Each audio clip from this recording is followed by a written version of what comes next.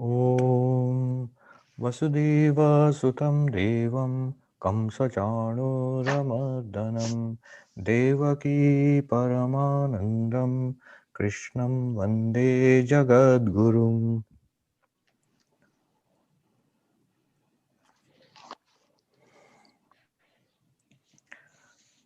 So, we have completed the fourth chapter of the Bhagavad Gita, and we are about to start the fifth chapter. So, in order to make sense of Arjuna's question, which will start the fifth chapter, and also Sri Krishna's answer, I'd just like to take a look back at the structure of sadhana. What is spiritual practice? What is sadhana in Vedanta? So, to do that, I actually have this table which I can share with you. I've spoken about this on many occasions, but it's good to take a look at it. We'll see. Take a look, you'll immediately recognize it. I'm going to share the screen here so that you can see.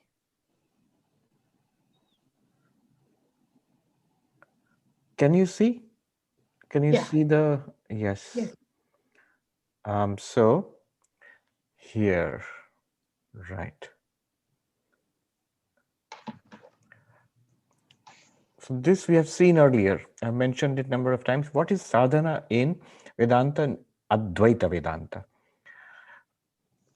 So the idea in Advaita Vedanta is that we are Brahman.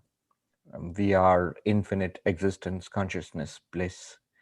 So obviously there's no problem there in our real nature.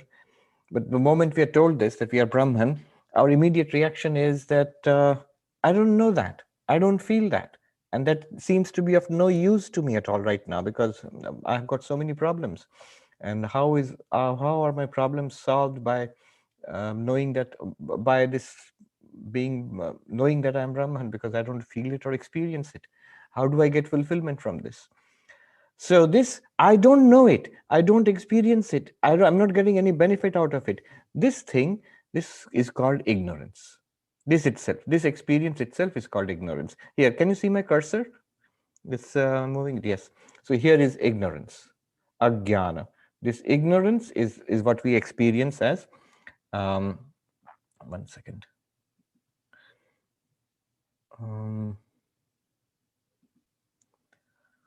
Let me see. All sorts of technical problems.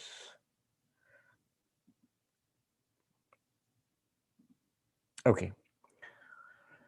The moment we have ignorance about our nature as Brahman, and we know the solution for that is knowledge. Not all kinds of knowledge. Knowledge that we are Brahman. And actually, we know it does not mean just reading about it or attending a class, but actually intuitive realization. Just like we, at this moment, we feel that we are this body-mind, we should be as confident and as clear that we are Brahman. So this should come.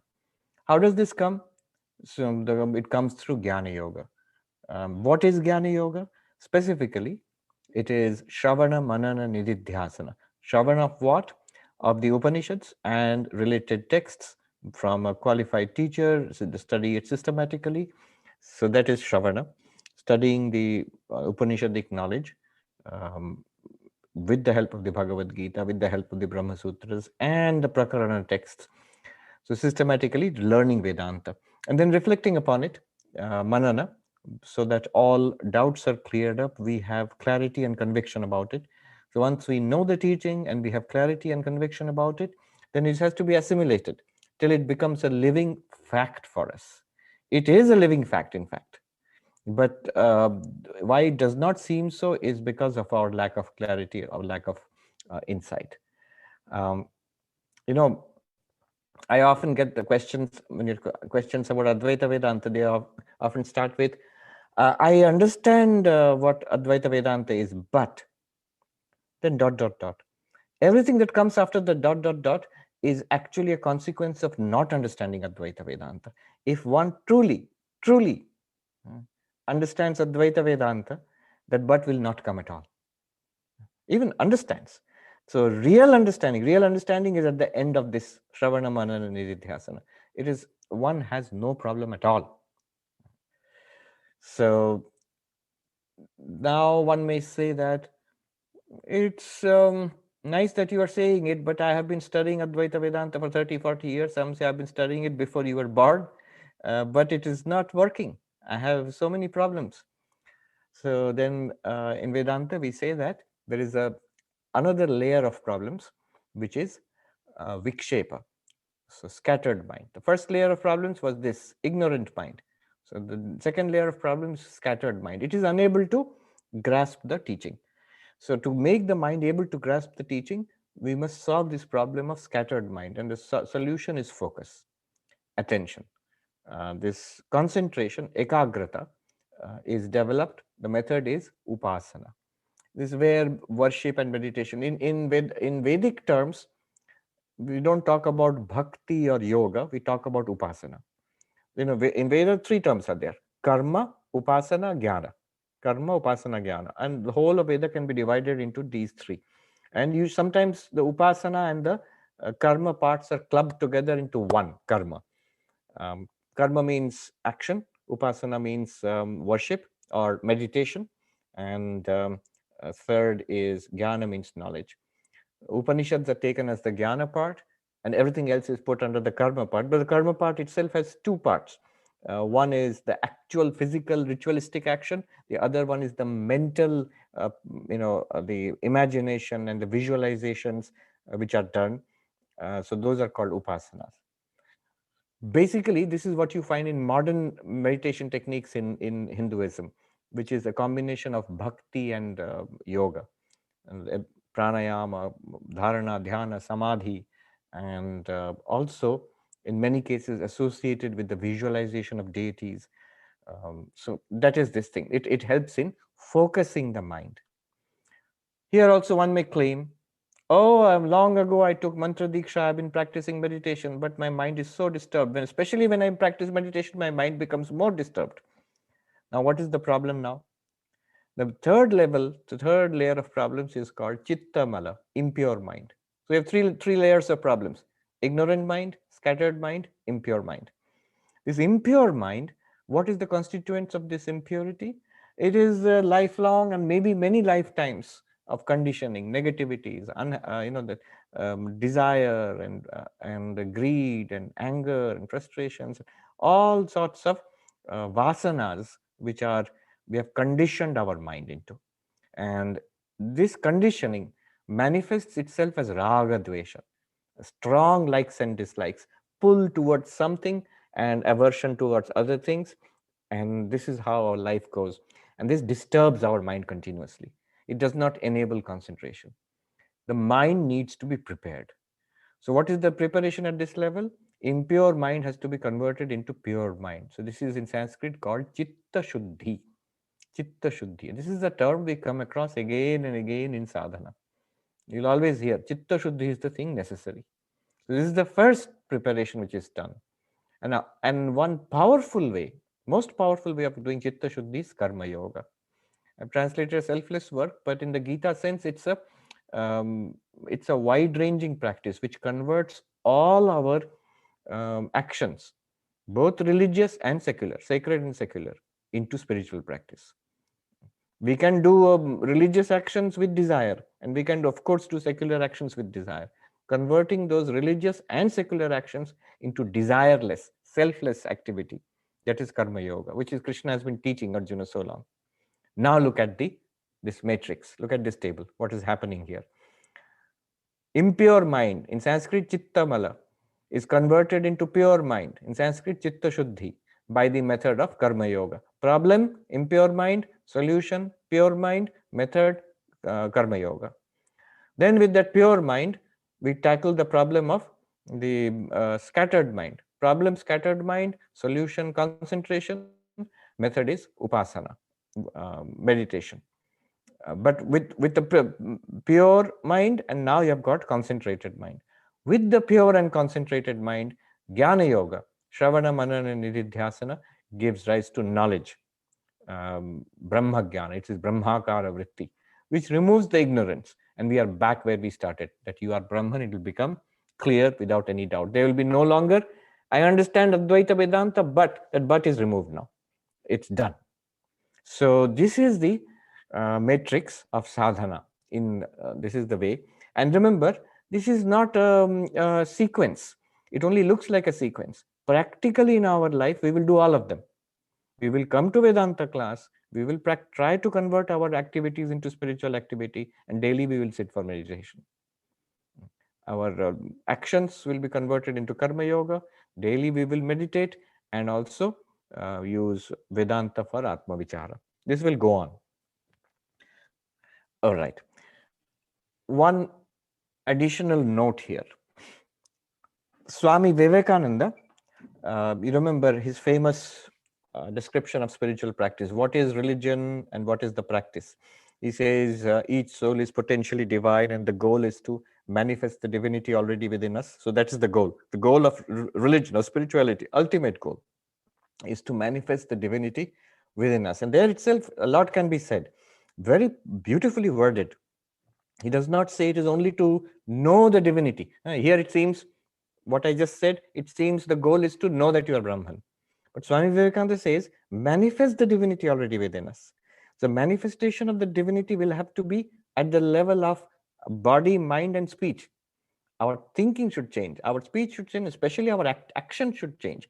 Knowledge of Brahman should transform us into saints, into Jivan Muktas.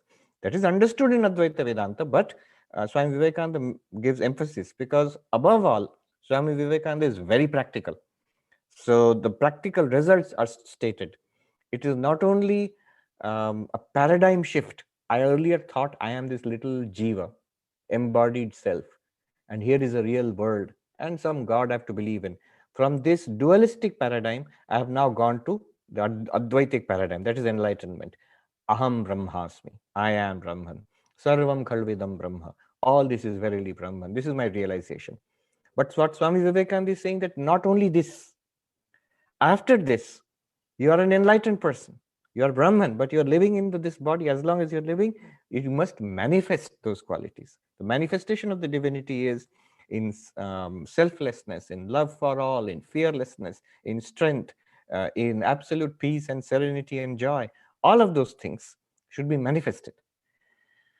All right, but my point here is different. The next sentence he says, do it by worship. How will you realize this? How will you manifest the divinity? Swami Vivekananda says, do it. Remember his famous quote, do it by worship, do it by psychic control, do it by philosophy, or do it by work. By one or more or all of these, and be free. That is the whole of religion. Books, temples, doctrines, and churches are secondary details. So you remember that? So he mentions 4 yogas there. He mentions these things. What we are seeing right here, these things are mentioned. But look at the way he mentions it and how he arranges it. He says, do it by worship, here, this one, upasana. Do it by philosophy, here, jnana yoga. Do it by work, here, karma yoga. And also he separates Raja yoga from this. He says, do it by psychic control, that is Patanjali yoga, Raja yoga. And then he says, by one or more or all of these, and be free. And that is the whole of religion. Books, temples, doctrines, churches are secondary details. Now, immediately you will notice something here. Here there is a clear hierarchy. In Advaitic, the paradigm, in the table here, you can clearly see a hierarchy.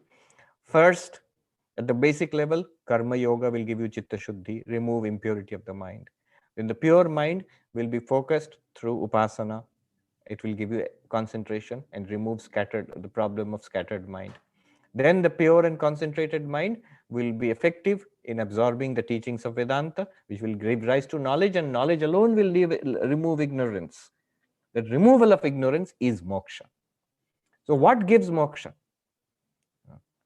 Not, as Swami Vivekananda says, by one or more or all of these. Not one or more or all of these. Only Jnana Yoga gives moksha. Only Jnana Yoga removes ajnana, and that is moksha. Even there also Swami Vivekananda's, what Swami Vivekananda says can be fitted in this. When he says, what a traditional commentator would say that, yes, when Swami Vivekananda is saying by one or more or all of these, what he means is in this sequence. So Karma Yoga, Bhakti Yoga, all of them are there, but in this sequence, and this will give you moksha. All of them are required in this sequence and will give you moksha, in this hierarchy, this arrangement. Preliminary, karma yoga. Higher than this, meditation. And highest of all, jnana yoga. And jnana yoga alone will give you moksha, because jnana alone can remove ajnana, ignorance. What is the obstacle to moksha? No obstacle. You are already free. You are Brahman, you are already free. Where is the obstacle? The obstacle is you don't know it. That ajnana itself has to be removed. And that's all.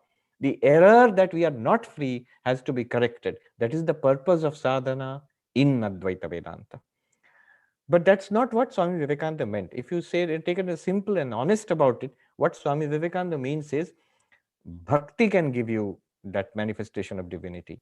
Jnana can give you that manifestation of divinity.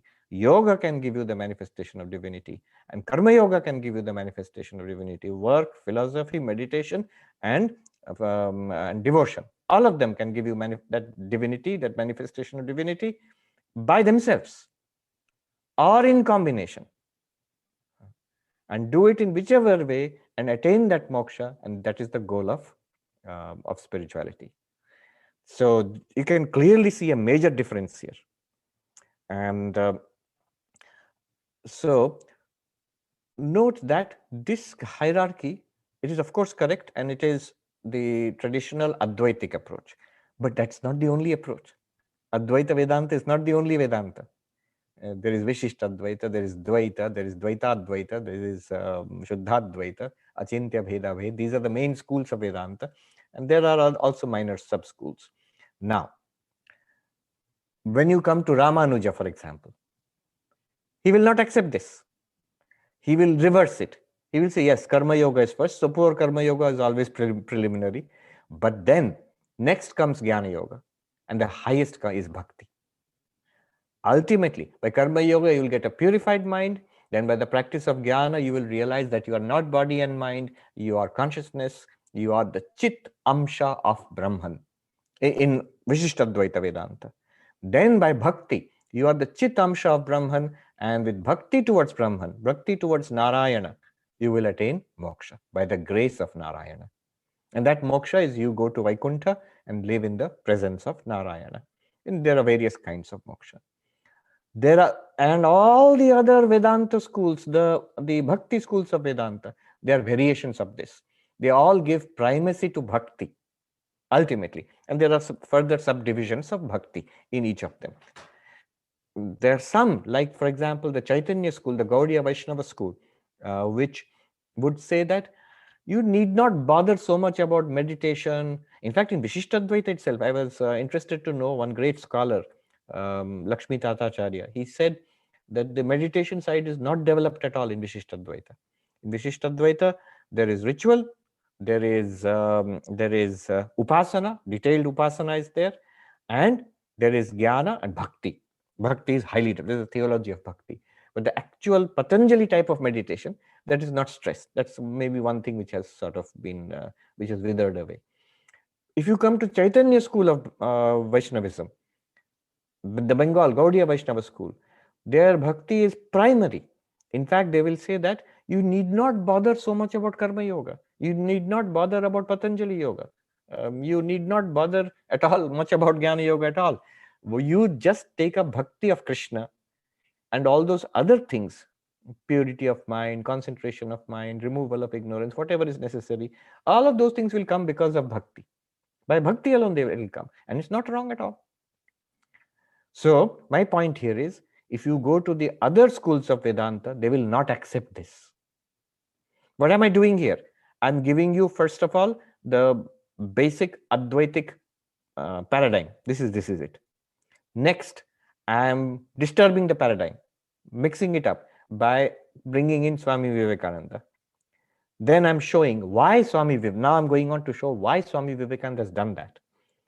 So note that this paradigm is what Shankara agrees with Shankara's paradigm.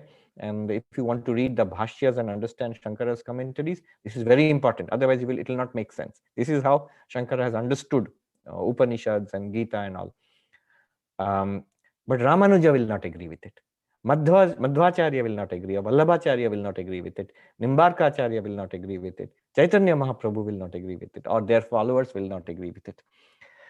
I heard a great Advaita teacher, so without naming Swami Vivekananda, of course, but sort of criticizing. There are people who say you can attain moksha by any of these paths, and these paths you can take up one or more than this and attain moksha. No, it is not possible. How is it possible? It's illogical. Only by removing ignorance one can attain moksha. So jnana removes ignorance. Only jnana yoga will give you moksha. But yes, the other yogas are useful. How are they useful? In this way. So it is not like 4 yogas are there and they're all paths to moksha. No. So that was an indirect or maybe almost direct criticism of Swami Vivekananda. But the thing is, if you that Acharya who taught this is coming from a very, very good, very authentic Shankara Vedanta lineage. But the price of holding on to that is you are indirectly implying that all the others are wrong, that Ramanuja is wrong, and Nimbarka or Madhvacharya and all their other followers are wrong. Is it really true that all of them are wrong? And is it possible that how is it possible that in all those traditions, clearly great saints have come over the last 1,000 years? You'll have to say that they did not attain moksha. They followed a wrong path. Not at all. So here comes what Swami Vivekananda is doing. He's working out Sri Ramakrishna's synthetic vision, a very broad vision of spirituality. That from Sri Ramakrishna's perspective or Swami Vivekananda's perspective, this paradigm, this table which you are seeing here is perfectly all right, 100%, A+. No problem at all. If you follow this much only, you will get enlightenment. Clear. But it does not mean the others are wrong. Those others also will lead you to enlightenment and moksha. See, they are consistent from their metaphysics. This is consistent only if you accept the Advaita metaphysics. The Advaita metaphysics is you are already Brahman, problem is ignorance. Once you accept that, then the rest follows very easily, logically. If problem is ignorance, solution is knowledge. If solution is knowledge, all the other, then Jnana Yoga is the way. If Jnana Yoga is the way, then the other yogas are helpful, but not the way, not the final, which will give you moksha. But this is not the metaphysics of Ramanuja. Ramanuja, you are not Brahman. You are a part of Brahman. So you have a relation to the whole. You have a relation of Jivatma to Paramatma. And that relation can only be bhakti. Therefore, bhakti is the final thing. And similarly, another kind of metaphysics is Madhvacharya's metaphysics. So a different hierarchy will be set up. What Swami Vivekananda says, all those hierarchies will work. They will all work. Bhakti will work, Jnana will work. If you take up something like Patanjali Yoga, just the Yoga Sutras of Patanjali, at no place Patanjali will say, I am sort of halfway. First you do Karma Yoga, then you come to me, and then after that I will promote you to Jnana Yoga, go to Shankara. No, Patanjali claims, I will give you Kaivalya. Follow my method, I will give you Kaivalya. So Swami Vivekananda is actually pretty, he is keeping it strictly to the claims of the founders of these systems. Each of them claimed that my path is a path to the highest. And he's also true to the originals. That means if you see the Upanishads themselves or the Gita, they are not strictly setting out this paradigm. This is a systematization which you do. Once you have a philosophy, a darshana, a particular system will come up. So this is what has happened. All right, I will leave it at that. So from Swami Vivekananda's perspective, this method, which you are seeing here and which I follow also, which I will, which is what I'm talking about when I talk about what is going to come in the next few verses. Swami Vivekananda has no objection to this at all, but that you have to see in a larger context. Is there anything else I want to say? No. Good. Now let's get into the verses. So when I analyze this, it's easier for me to stick to one paradigm. So this is the paradigm I will stick to.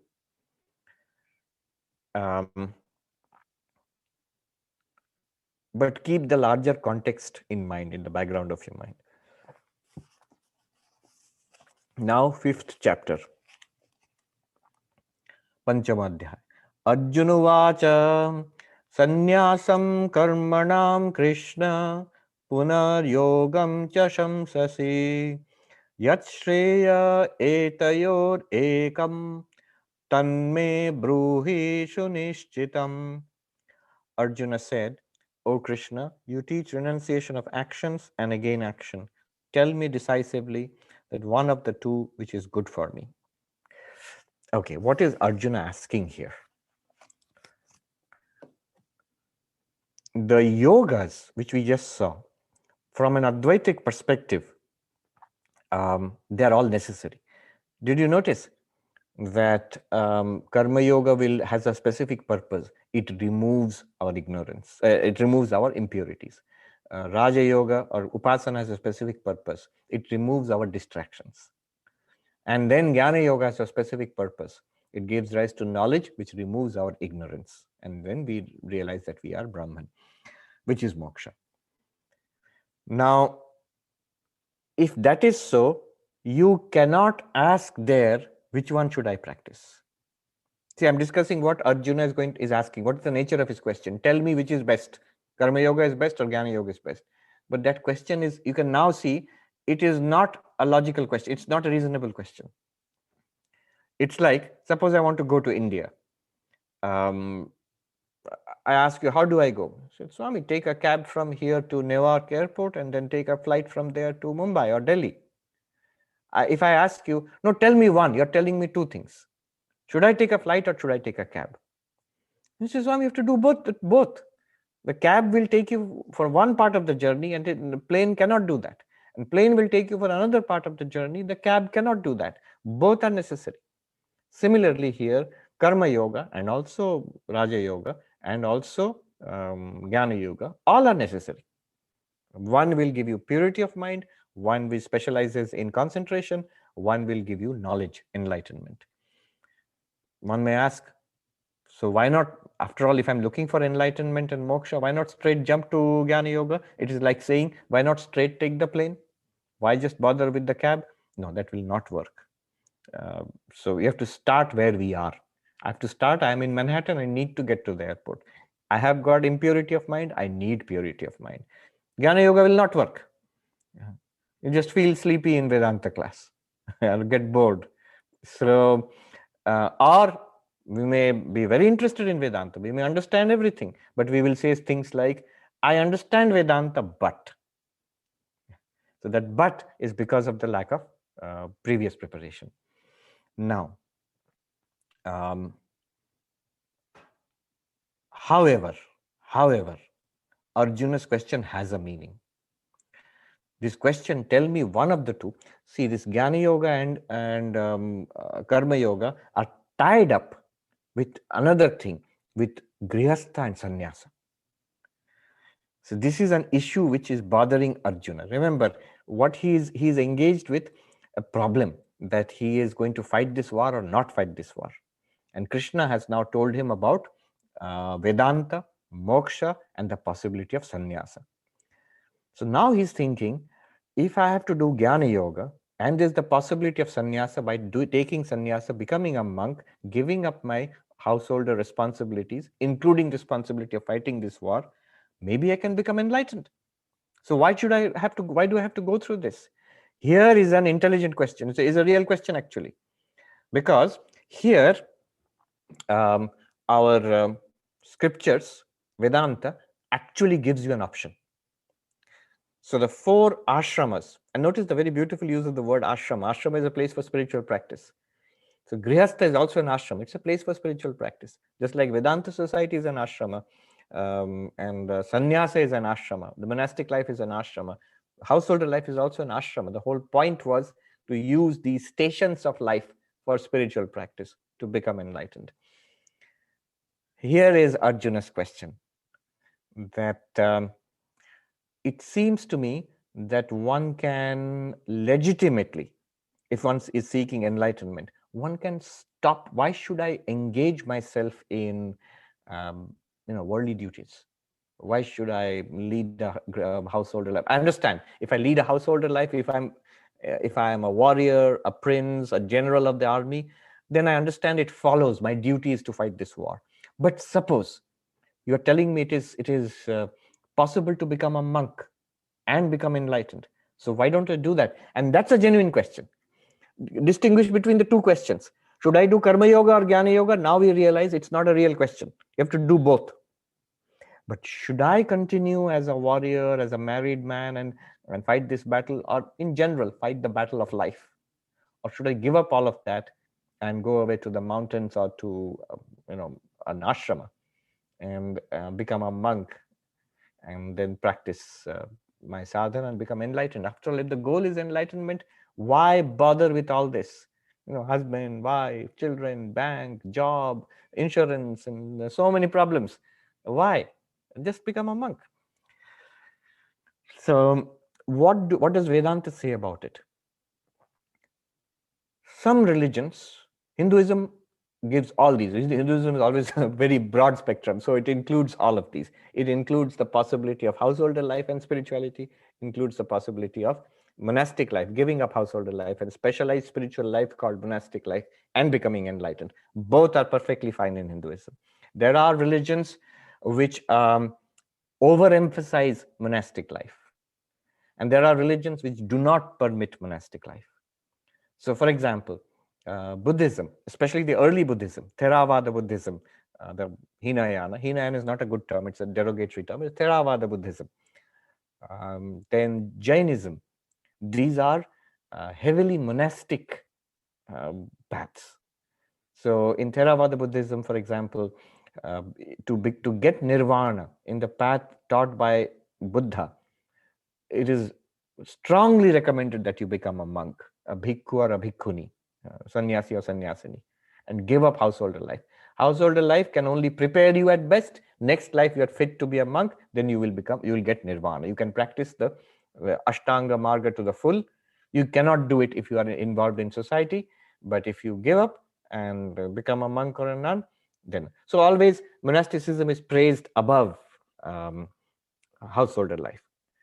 The whole thing was much more, toned down when the Mahayana developed.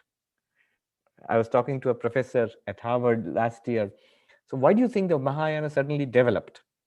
So from an academic perspective, there is a whole mythology of how the hidden teachings of Buddha were revealed and the Prajna Paramita Sutras were revealed. Naga Arjuna, for example, he gets the knowledge from the Nagas and so on and so forth.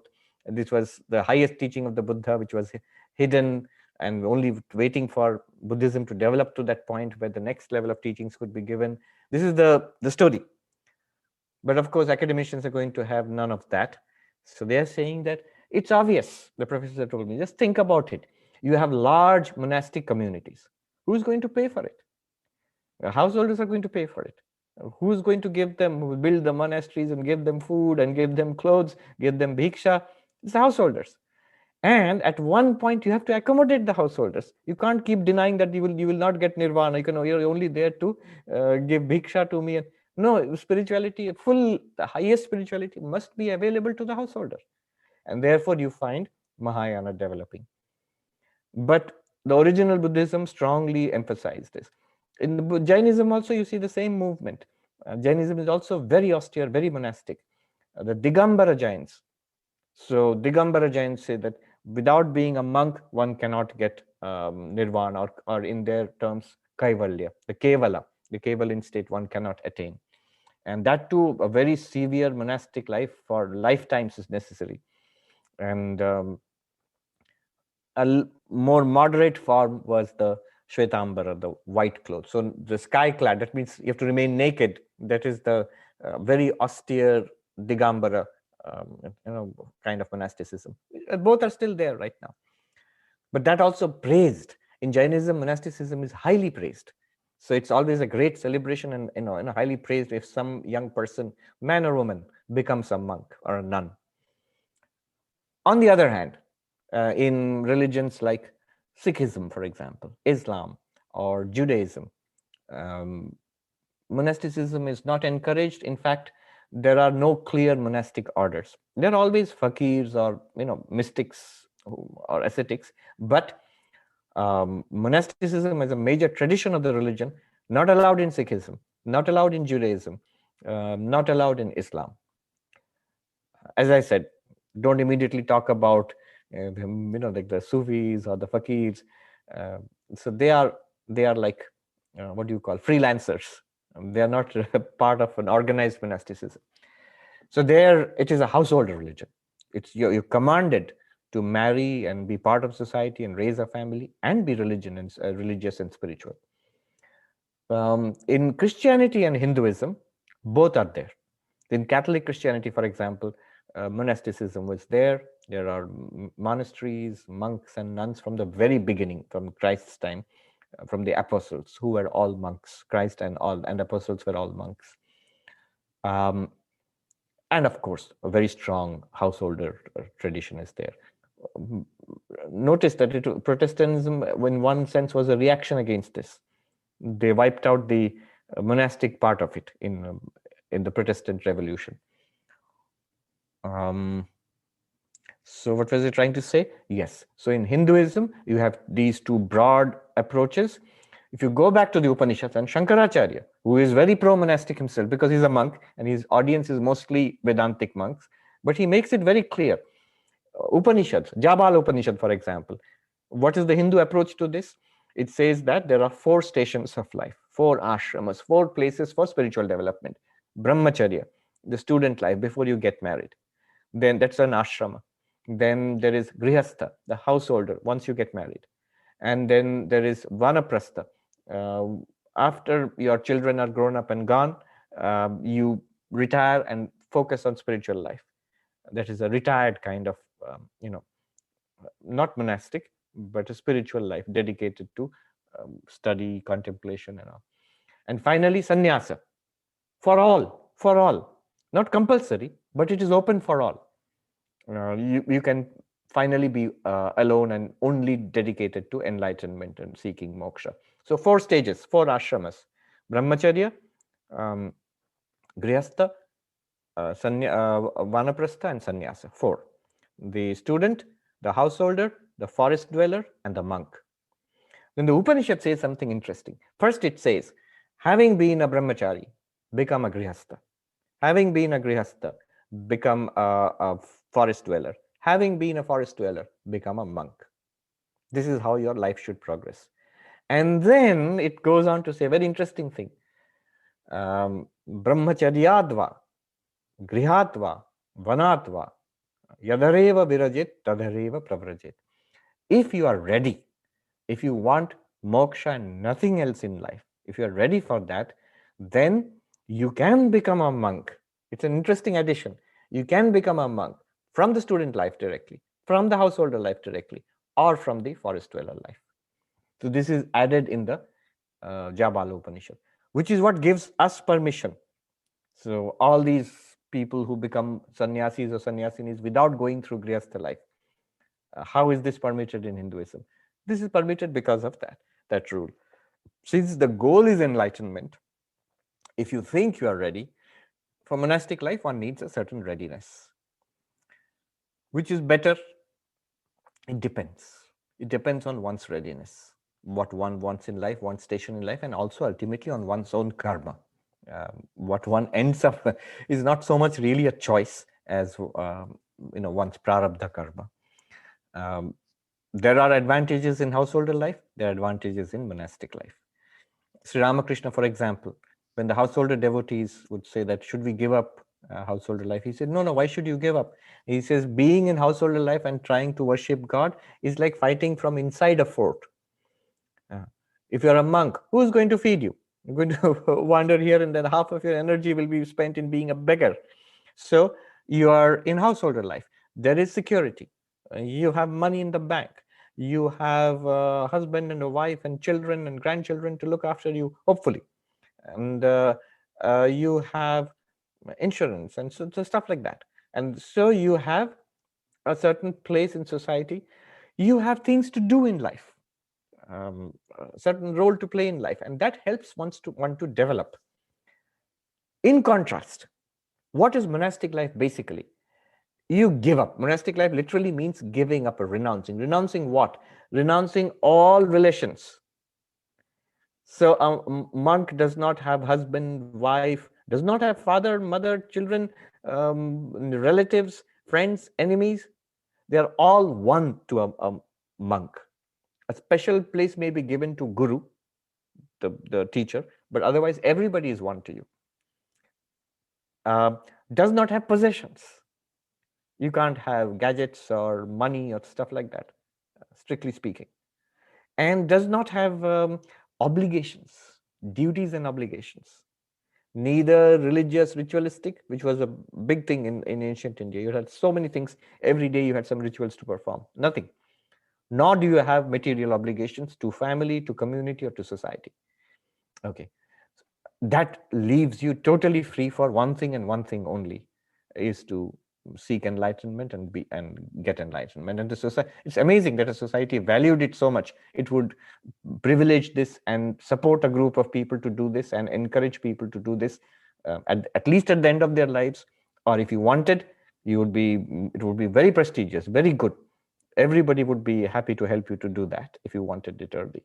But the danger here is that unless one is prepared for this, if you let go, it sounds great. That's why Arjuna is asking, let me do that then. I don't want to fight this battle. I don't want to have enemies and friends and all of that. I just want to become enlightened and sthita prajna, like you told me in second chapter.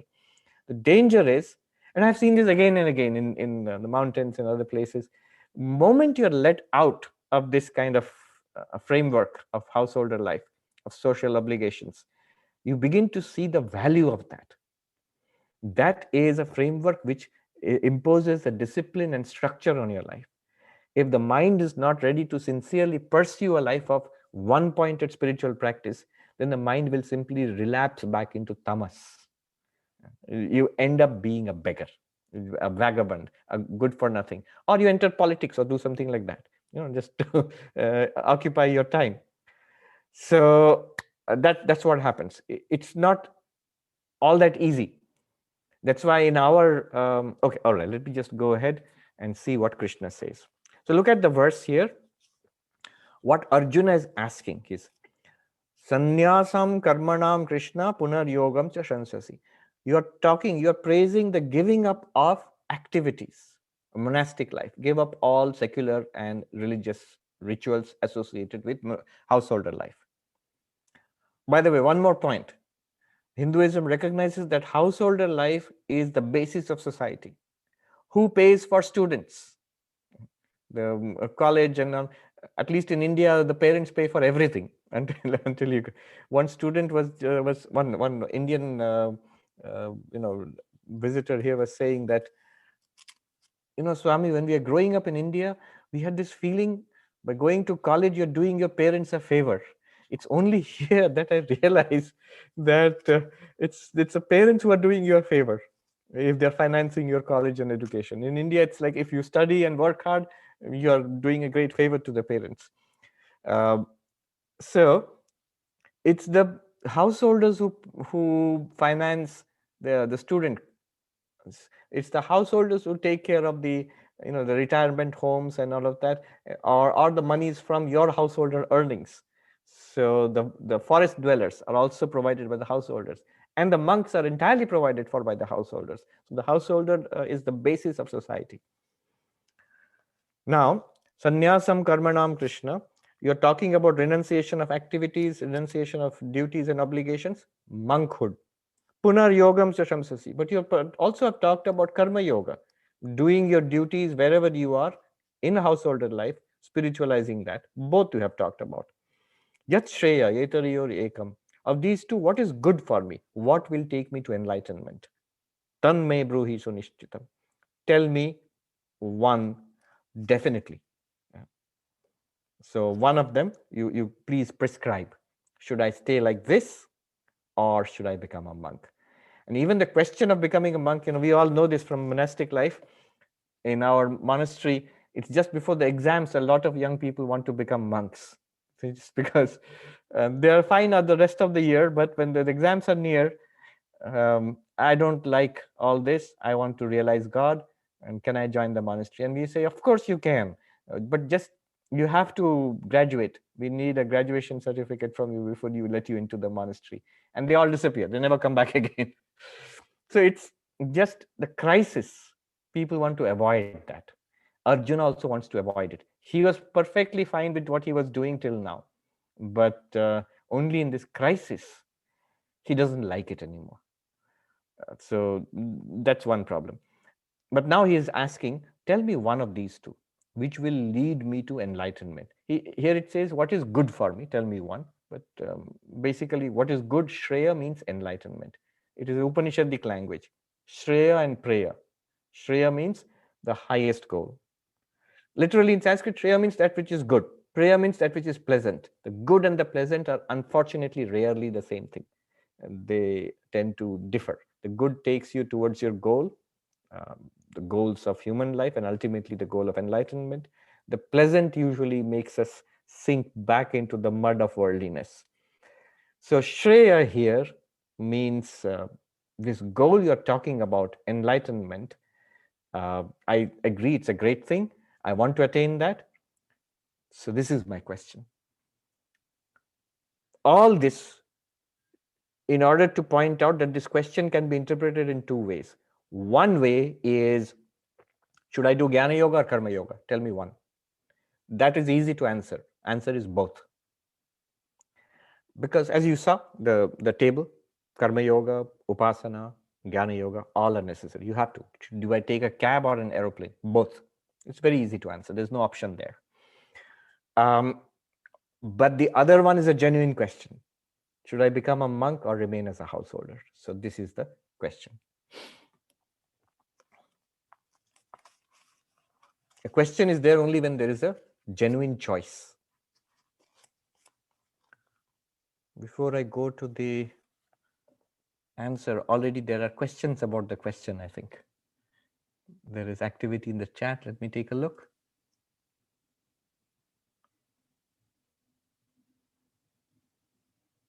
Prabir Babu is saying definition of moksha is different between Advaita and Vishishta Advaita. Correct. So the idea of moksha, liberation. So liberation is a general term. Liberation. What liberation from what? Liberation from the cycle of birth and death. Liberation from sorrow. In both cases, in Advaita, Vishishta Advaita, the conditions are satisfied. If you realize you are Brahman, you realize that you are forever beyond birth and death. You never were in the cycle of birth and death. If you are in a Vishishta Advaitic or Dvaitic paradigm, you go to Vaikuntha, the abode of Vishnu, and stay there eternally. So you are liberated from the cycle of birth and death. So both are good definitions, and both satisfy the criteria of moksha, freedom. But the nature of freedom is different. In one, you are this impersonal, infinite, absolute. In the other, you are in an eternal, loving relationship, with God. The difference between becoming sugar and eating sugar. Sri Ramakrishna put it that way: being sugar and eating sugar. Sri Ramakrishna's attitude, why would you then say they're the same thing? They're the same thing ultimately because you are in contact with the same reality. Sri Ramakrishna said, if you eat a cookie, in Bengali I think he said pite. So if you're eating a cookie, if you eat it this way or you eat it this way, it tastes sweet. So if you realize yourself as the impersonal absolute, or you are in divine communion with God, with the God of religion, it works either way, and you are free of samsara. So that much is all that is meant here. Rama is saying, Swamiji, you mentioned that bhakti is not spoken much in the Vedas directly. It's interesting to note that except Advaita school or other Vedanta schools talk about bhakti as the primary path. It is true. It is true. If you see, so that's why, very interestingly, all the other Vedanta schools, they give lip service to the Upanishads being the fundamental texts of Vedanta. But from Vishishtadvaita onwards, you will see the growing importance of Bhagavad Gita. You'll see the growing importance of the Bhagavatam. You'll see the growing importance of the Vishnu Purana. So the Puranas and the Bhagavatam and the Gita, which talk extensively about God and devotion to God, those things become central. Although they will always give a check that we accept the Upanishads as the final authority.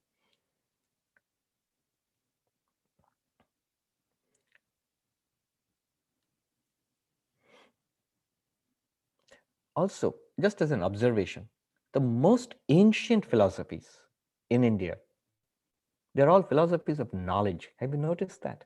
Whether it is Nyaya or Vaisheshika or Sankhya or Yoga or Vedanta, I mean the Advaita Vedanta path, or Buddhism or Jainism, very ancient. And they all belong to more or less the same, almost the same period of development, and in the earliest form, the Sutra literature. And there the emphasis is solely on knowledge. What is knowledge, again, is very different from different philosophies, but it's not on devotion to a deity. Nowhere, none of them. Again, it's a very general and sweeping statement I'm making. Girish is saying, is the saint who practices upasana and karma yoga on a faster track to moksha than the sinner who practices only jnana yoga. If you by saint and sinner you mean one of purified mind and one of mind not purified, it is true. Without purified mind, I have mastered Vedanta, read all the books, I have completed all the, in university language, I've done all the readings and assignments, but I have not purified my mind. Then it's not fast track at all. It's just going to take that much longer. As Vivekananda put it, an ounce of practice is worth 20 tons of tall talk.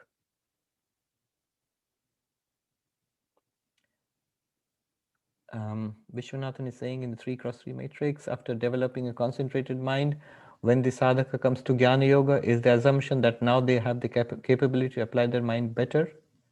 Yes. In other words, a student becomes good at regular meditation, and then they also practice Vedantic meditation, Shravan, Manan, Nididhyasana. First of all, the ability to absorb these teachings increases with spiritual practice. These teachings means teachings of non-duality. Otherwise, one will begin to feel frustrated after some time. If one jumps straight to non-duality, to the Upanishads and the Brahma Sutras and Drigdrishya Viveka and Aparoksha Anubhuti, it's the Mandukya Karika. So directly, it's very satisfying. Intellectually, it's very satisfying. But when confronted with actual problems in one's life, then it becomes a struggle. It becomes a struggle to dismiss those problems as the Upanishads would, as Mandukya would want you to do. Whereas, with sufficient preparation, concentration of mind, purification of mind, dispassion for the world, it becomes much easier to actualize those teachings. And student becomes good at regular meditation, Vedantic meditation. Regular meditation, Vedantic meditation, these are two different things. Very interesting topic. I will not enter into it now, but those who have heard the Aparoksha Anubhuti series, at the end, 15 techniques of Vedantic meditation are talked about by Shankaracharya. And there he takes, to distinguish between what does it mean in regular meditation. By regular, I mean yogic meditation. And what does it mean in Vedantic meditation, those terms. So the distinctions have been made. I have done that in my talks on Aparoksha Anubhuti. You will see all the aspects of or stages of yogic meditation, what it means in regular yogic meditation, and what it means in Advaitic meditation. That distinction I've drawn at length there. Alpana Chatterjee says, if the mind is not focused on a particular thought, is thoughtless, trouble focusing on? Yes. Vikshipta mind. The focused mind will be able to focus on whatever you want it to focus on, withdraw, and then focus on the next thing. It will be under your control. Srinivas says, Swami Vivekananda said, Dvaita, Vishishtadvaita, Advaita, 3 stages of one single development. That's also a unique contribution of Swami Vivekananda. If you look at the textbooks of Indian philosophy, so they all seem like competing systems. Vishishtadvaita, Dvaita, the same texts and differing interpretations, and 1,000 years of dialectics, mostly dualistic attacks on non-dualism. That's what you see. That's good. That led to a refinement of thought. If your ideas are being criticized, attacked, it only helps you to rethink and clarify those ideas. But also, as Swami Vivekananda said, they are phases in the development of one way of thinking. There's the same thing can be grasped dualistically, the same thing can be understood non-dualistically. It is like a Hanuman, that I like that so much when Sri Ramakrishna approved of it. He says, then Hanuman was asked by Ramachandra, what do you think of me? Ramachandra, his lord, says, what do you think of me? And Hanuman replies, as this body, as Hanuman, you are the Lord, I am thy servant. And deha buddhya dasoham. As a jiva, sentient being, you are the whole, I am your part. Tadangshakam, jiva buddhya tadangshaka. But as Atman, as pure consciousness, you and I are one reality. Okay? But then finally this three. He says, iti me niśhchitam. This is my final conclusion. Which one? All three. But depending on the perspective. Body-centered, this individual being which I am right now, God exists, I am the servant of the Lord. Go deeper, I am a sentient being in this body, going through lifetime after lifetime. I am a part of an organic spiritual whole, Vishishta Dvaita. The first one is Dvaita. Tvad Angshaka, Amshi relationship, whole and part relationship, that is Vishishta Dvaita. And from the absolute perspective, as pure being, as pure consciousness, God and I are one reality. There, God is not God. I am not an individual. As Meister Eckhart, the great German theologian, who is very non-dualistic, Catholic theologian, he says, the ground of God and the ground of my soul are one and the same. It's just Mahavakya, the same thing as Tat Tvamasi, that thou art. In fact, one book I was reading recently is a rare book by, you've heard of Copplestone, Father Copplestone? Copplestone was a Jesuit priest. He has written this, I think, 12-volume history of Western philosophy. So nobody much reads those things now, but he was a Jesuit priest. At the end of his life, he delivered the Templeton lectures, and the lectures were the philosophy of one, and there he talks about Advaita Vedanta. He says, late in life, I came across teachings of India. And so I ventured beyond Western philosophy. So he brings in Advaitic teachings, and he looks at it in Buddhism, in Islam, in Christianity, and in Western philosophy. So yes, that's the final. And Swami Vivekananda says this is the stages of development. Still, I mean, a little bit, if you're going to be critical about this, you will say that still privileges Advaita Vedanta, because a dualist, a committed follower of Madhvacharya, for example, will not be happy with this kind of interpretation. That means if it's a development, then I'm at the bottom of that scale. And then higher is qualified monism, and the highest is Advaita Vedanta. Who wants to be at the bottom of the scale? I remember we asked once Swami Bhuteshanandaji, that isn't it that Swami Vivekananda said there are three stages of one single development, like the rungs of a ladder, dualistic thought, qualified monistic, and then absolutistic. That means Advaita Vedanta.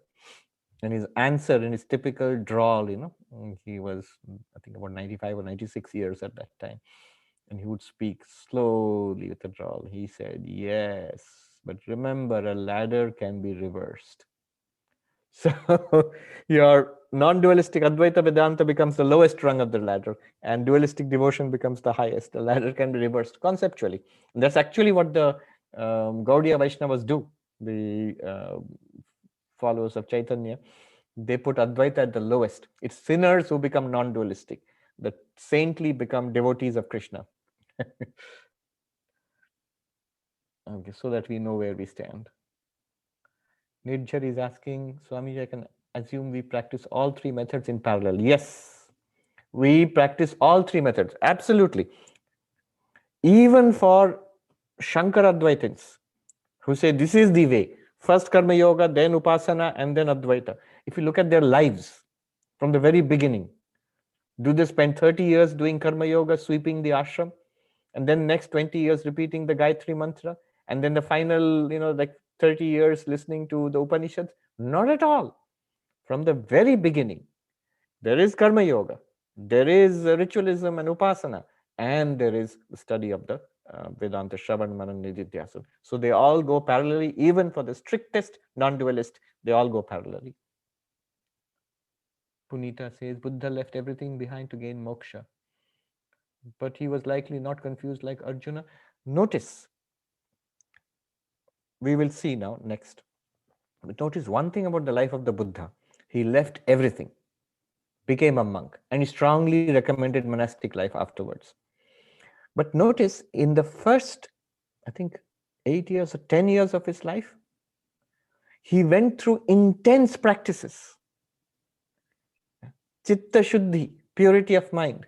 One monk, rather uncharitably, he quipped that the kind of life he had led before becoming a monk, so he needed to go through all that austerity and suffering to cleanse his mind of all those samskaras, which he had gathered, as a prince. So he went through intense, very hard austerities and seeking, meditation and physical austerities. So that gave him the necessary preparation for that final breakthrough. Then this is a good point to, this is a good time to introduce what I wanted to say. It will come later on actually.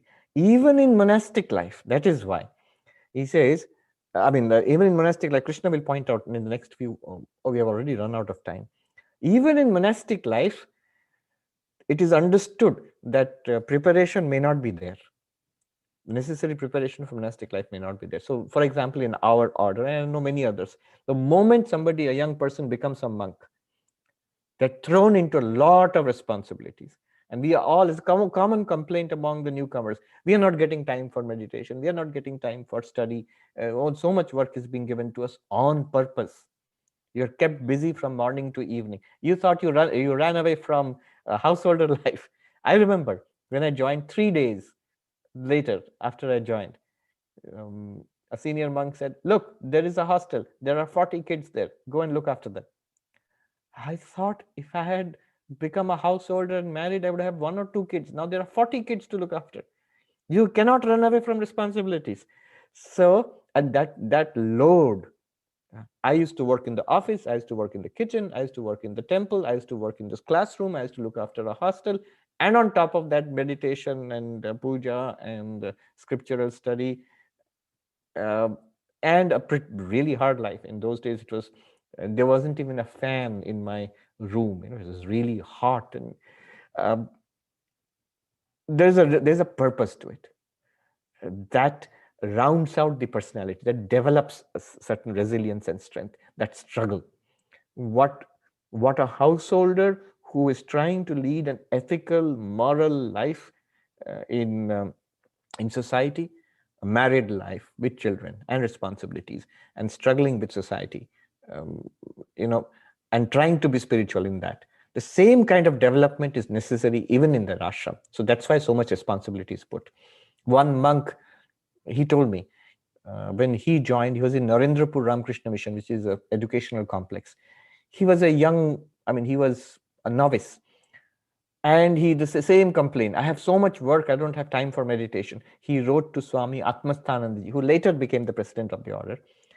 I'm working 12 hours a day. And he was grumbling, basically, it was a complaint. 12 or 14 hours a day. I have no time, energy left over at the end of the day for any kind of, what is this? What's going on here? I'm just working hard. School. And Swami Atmasthanandaji wrote back one line. I am so happy to know that you are using this opportunity to do the Lord's work, to do the work of Thakur, Sri Ramakrishna's work for 14 hours a day. You are blessed. So that monk says, now I completely agree with him now. I was furious when I got that letter earlier. I thought, what's this? But that's true. All the monks who go through that phase, first 5, 10, 15 years, 10 years at least, they agree it's absolutely necessary. I will not take the other questions now. We have run out of time. I will, please remember your questions. We will see that next time. I'll end with one experience I had myself, is that when the first time I left the monastery after taking the vows of monasticism, I went off to the mountains. I thought, enough with schools and colleges and monastic community and routine. I want to be like those traditional monks, sit in a cave or a hut in the at least 10,000 feet high in the mountains and meditate. And I did that. And I enjoyed it. And I really made progress. And one of the times when there was really a burst of progress. Now, a question came to my mind. This is great. I have no obligations at all. I just go a couple of times to beg for my food, and in this extraordinary atmosphere, high up in the mountains, spectacular beauty, complete solitude. You are left to your own devices. Why didn't I do this earlier? Why did I spend 10 years in an ashram and being engaged with ashram duties? And immediately the answer came to me. The only reason I'm able to enjoy this and derive benefit from it and progress spiritually is because I spent those 10 years in training. So the training, basically this is what Krsna is going to tell him, that remain in the householder life, do what you're supposed to do, and that will give you the training, the preparation for enlightenment. You can do it in monastic life, but it's much better to do it in householder life. That's what Krsna is going to tell him. Even if you enter monastic life, like I did, you will still be put through the grind to prepare yourself. And I saw in the Himalayas people who have monks who have not gone through the grind, who were straight away, removed all restrictions removed. Basically, it doesn't work. They are very sad stories. It's a very risky maneuver. All right. Om Shanti Shanti Shanti Hari Om Tat Sat Shri Ram Krishna Arpanamastu. I'm sorry, I could not go through all of the comments. Rama and Krishna's gurus were householders. Ramakrishna's gurus were sannyāsins. Is this a tide of the Kali Yuga? Not necessarily. One of Sri Ramakrishna's guru was a householder. The first one he got mantra diksha from. We don't know much about him. And in the Bhagavad Gita, the teacher Krsna is a householder. The student Arjuna is a householder. The one who has compiled and written the whole thing, Vyasa, the sage, is a householder. In fact, in the entire Bhagavad Gita, monastic spiritual masters are basically a sideshow. They are there, but they are just like hermits, and they are marginal actually, both in the Ramayana and in the Mahabharata. Okay.